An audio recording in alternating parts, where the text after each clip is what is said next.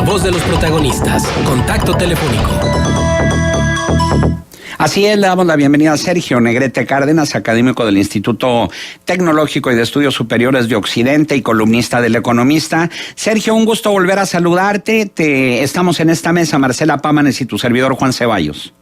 ¿Qué tal, Marcela? ¿Qué tal, Juan? Aquí, pues sí fue una sorpresa, curiosamente, el aumento del salario mínimo a 7 pesos. Deje decir antes que nada, esto es importantísimo para el auditorio y el auditorio mismo lo puede visualizar. ¿Quién gana 73 o quién gana 80 pesos diarios? No. Prácticamente nadie. O sea, no hay en Seguro Social registrados oficialmente de 18 millones y medio de personas, hay 9,000. No exagero, no estoy exagerando, la cifra es 9,165. Entonces, esto es simbólico. Se oye miserable, 73 pesos, se oye igualmente miserable, 80 pesos, pero es simplemente una referencia, ya nadie lo gana, afortunadamente, no significa que los salarios no sean bajos, pero el gobierno ahora se ha obsesionado con que hay que subir el salario mínimo, pero está tan bajo que no le afecta a nadie. Esto es una paradoja impresionante que estamos viviendo en México. Ahora bien,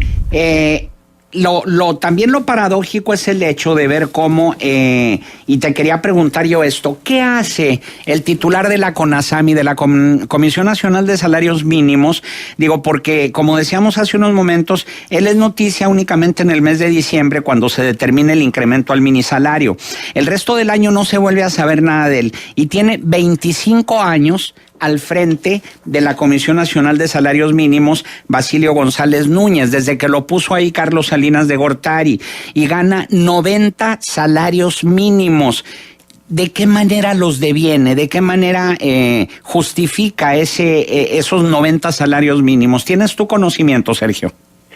A ver, la CONASAMI hace estudios sobre cuestiones salariales, no es que solo sea una vez al año, pero de todas maneras, yo no creo que sea un organismo que sirva para mucho. Yo creo que tanto el señor González como el resto de los funcionarios de la comisión, no es solo él, o sea, todo lo que cuesta la CONASAMI, yo supongo que sí es un gasto inútil, que realmente es lo que queremos decir aquí, independientemente de lo que gana el señor, que sí creo que es bastante generoso para lo que hace, estoy de acuerdo.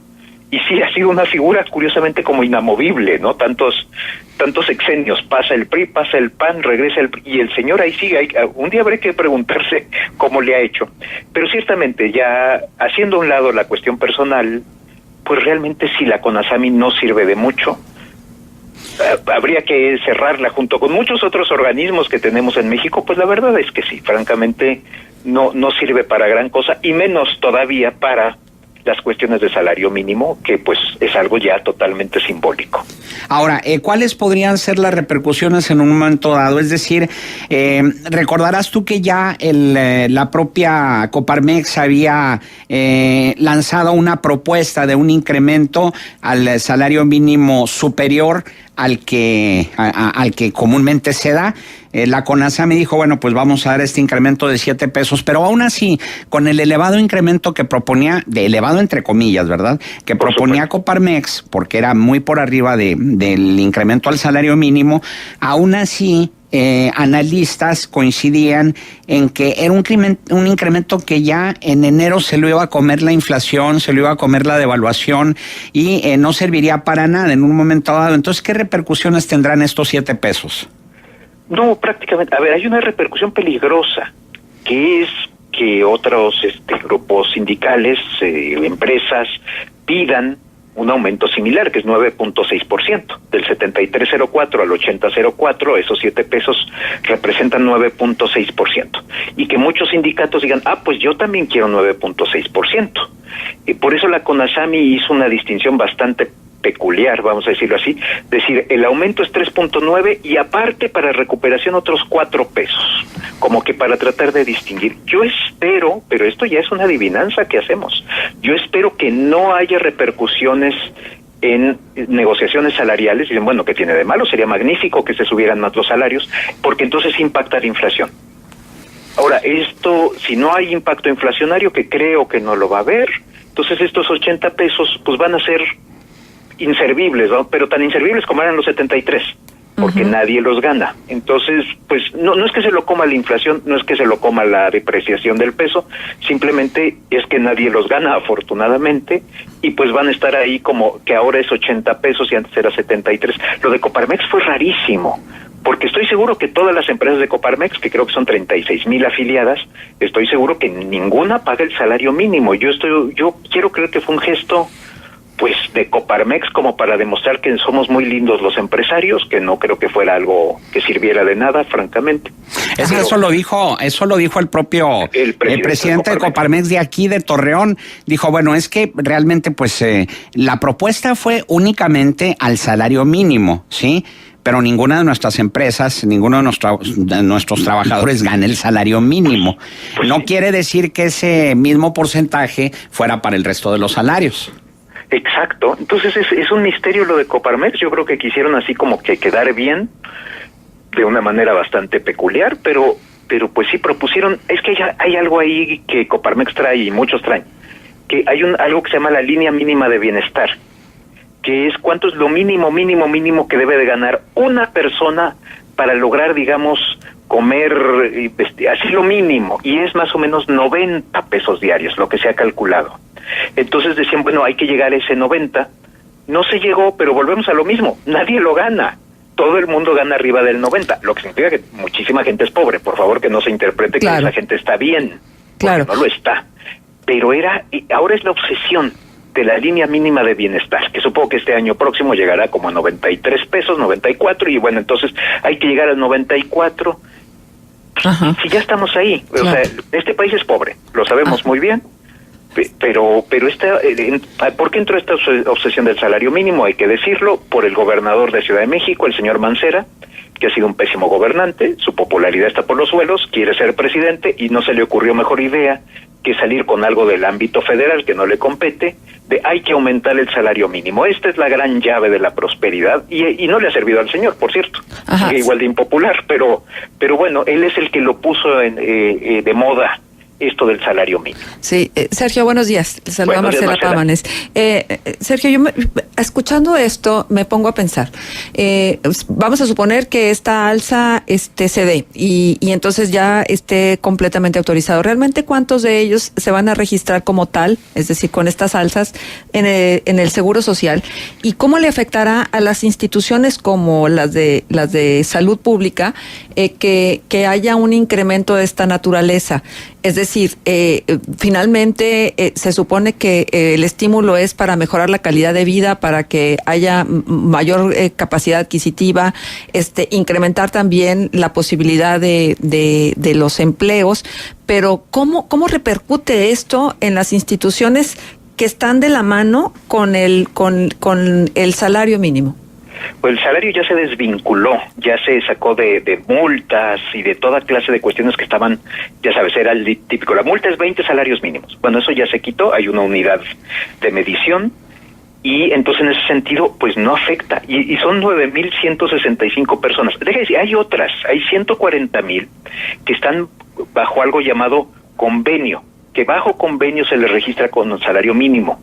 Te doy un ejemplo, el señor de la gasolinera, que sí está registrado en el IMSS, que vive de la propina realmente, y lo registra la empresa con salario mínimo. Entonces le pagan el salario mínimo, pero sabe la empresa perfectamente bien que no va a vivir de ese salario, lo sabe el señor también, todo el mundo lo sabemos, el mesero, todos aquellos registrados en el IMSS formalmente con un salario mínimo, pero que ganan comisiones, propinas, trabajo a destajo, esos en total serán unas 150,000 personas. Pero tampoco les afecta, esos 7 pesos, pues se los pueden llevar perfectamente en una sola propina o más, a la hora que les llenen el tanque.